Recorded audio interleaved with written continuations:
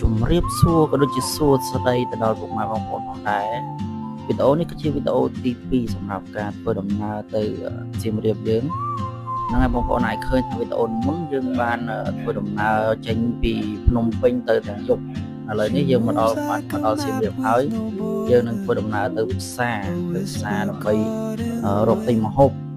ដើម្បីធ្វើម្ហូបញ៉ាំពេលព្រឹកចឹងណាបងប្អូនជំរឿយើងនឹងធ្វើ challenge ខ្លួនឯងតើសុំបានគេជិះចឹងណាបងប្អូនសុំដោយសារគេចឹងណាបើសុំបានយើងរកមធ្យោបាយផ្សេងដូចជាមានម៉ូតូឌុបមាន Ascap ក៏តុកខ្មែរអីយើងអាចធ្វើដំណើរបានតាមនោះចឹងណាបងប្អូននឹងដំណើរបន្ទាប់យើងធ្វើដំណើរទៅកាន់ប្រាសាទអង្គរវត្តដោយបងប្អូនបានឃើញអញ្ចឹងឥឡូវយើងកំពុងតែចូលផ្សារដើម្បីទិញសាច់គោយកទៅប្រឡាក់ញ៉ាំបាយពេលព្រឹកអញ្ចឹងបងប្អូនឃើញសកម្មភាពយើងកំពុងតែដើរចូលផ្សារហើយដើរមួយព្រោះឡានម៉ូតូនៅទីនោះវាគេបើកលឿនហើយបងប្អូនឥឡូវយើងចូលផ្សារហើយជំរឿថាយើងត្រូវទិញអីយើងត្រូវមានអីយើងត្រូវខ្វះខាតអីយើងត្រូវទិញកន្លែងនៅផ្សារហ្នឹងហើយបងប្អូនព្រោះដោយសារតែយើងទៅកន្លែងយើងស្នាក់ហ្នឹងគឺអត់មានផ្សារនៅក្បែរហ្នឹងទេយើងចុះទិញបានហើយដើម្បីយើងត្រៀមទៅប្រើប្រាស់ហើយយើងទៅទិញសាច់គោសាច់គោវាតូបសាច់គោនៅស្ងាយតិចបងប្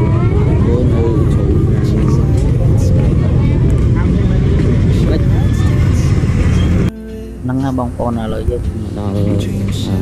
កន្លែងដែលយើងត្រូវស្ញាយយើងមិញហ្នឹងយើង check in បន្ទប់រួចហើយប៉ុន្តែយើងចេញខាងក្រៅតិចដើម្បីមានកាហ្វេស្រុកអាហារវាទឹកអញ្ចឹងណាបងប្អូនហើយបានយើងបានទុកនៅក្នុងអាហារអញ្ចឹងពេលថ្ងៃទីយើងនឹងមានដំណើរកំសាន្តទៅកន្លែងផ្សេងទៀតអញ្ចឹងបងប្អូនអាចឃើញជាមួយនឹងយើងអញ្ចឹងនាំអារម្មណ៍បងប្អូនដើរលេងជាមួយយើងទាំងអស់គ្នាអូខេបាយបាយចាំឡានសុំភាសាគាត់បាទនៅតាមផ្លូវចាំឡានយើងជួបគ្នានៅបាទកវត្ត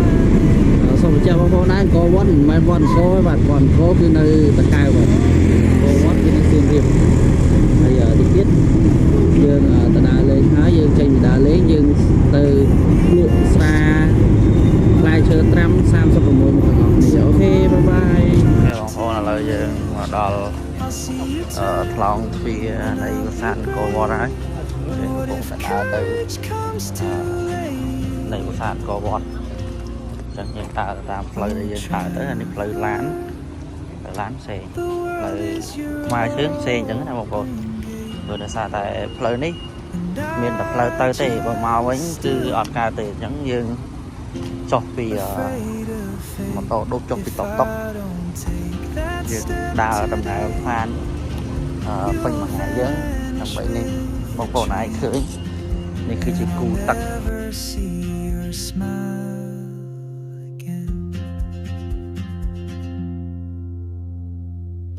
បងអាចឃើញនេះយើងដើរទៅប្រាសាទធំប្រាសាទអង្គរធំយើងកំពុងតែធ្វើដំណើរទៅហើយបាទថ្លងទ្វារពិតជាស្អាតមែនតើនេះថ្លងទ្វារបាទអូខេហើយជួបគ្នានៅបាទវីដេអូបន្តទៀតបាទអូខេបងប្អូនឥឡូវយើងកំពុងតែធ្វើដំណើរថ្មើរជើងទៅប្រាសាទអង្គរធំយើងដើរហាត់ប្រាណបងប្អូនអាចឃើញហើយនេះផ្លូវខាងក្រោយគឺថ្លងទ្វារដែលយើងឆ្លងខាងមកគឺខ្ទង់3គីឡូដីហើយបងប្អូនបាត់ថ្លងទ្វារយើងដើរមកមិញតាមផ្លូវគឺមានអារម្មណ៍ថាវា fresh មែនតើគឺវាពោពេញទៅដោយធម្មជាតិបងប្អូនមានដើមឈើព័ទ្ធសងខាងជាម្លប់ធ្វើឲ្យទេសចរភ្ញៀវទេសចរមកកាន់តែច្រើនកំណើនភ្ញៀវទេសចរឃើញកាន់តែច្រើនអូខេអែមមែនតើ អ អរគុណបងប្អូនចាំទស្សនានៅវីដេអូបន្តទៀតផងដែរ To walk ជួយចាំម្ដង beside your ជួបជាមួយនឹង idol គេមកលេងនៅប្រាសាទកោធំអូខេទៀតយើងញ៉ាំម្ដងហើយយើងធ្វើដំណើរដើរទៅប្រាសាទកោធំទាំងអស់គ្នាអូខេបាយ She hums a tune I've never heard ពីសម័យបុរាណមក languages I can't speak រៀបចំណា She writes down cities on មាន her អាយុកាលរាប់រយរាប់ពាន់ឆ្នាំហើយ dreams she'll never ប្រាសា keep ទបងប្អូនអាចឃើញ I sip my coffee miss my cue still ain't សាន goodbye នេះសានតែ my មេឃវានៅវិញហើយមើ but លទៅ time rolls on អ like ត់ទាន់មានអ្នក golden ដើរចឹងណាបងប្អូន Soon ព្រោះថាទៅ she នៅវិញហើយ won't មួយ be គេកំពុងតែជួសជុលចឹងយើងអាចដើរ Oh ទៅក្បែរនឹងបានទេដោយសារតែវាមាន You carry the sun in your តែតែ stride គេរៀបក្រុងឆ្អឹងនិងតម្លើងនៅពោះសានចឹងណាបងប្អូន behind បងអាចឃើញ what I hold inside នៅ If I don't ask your name today I may never get the chance អូខេចាំមើល to walk beside មួយទៅ your សារតែឥឡូវយើងដល់ម៉ោងមកកន្លែងញ៉ាំអាហារវិញថ្ងៃហើយ Maybe next year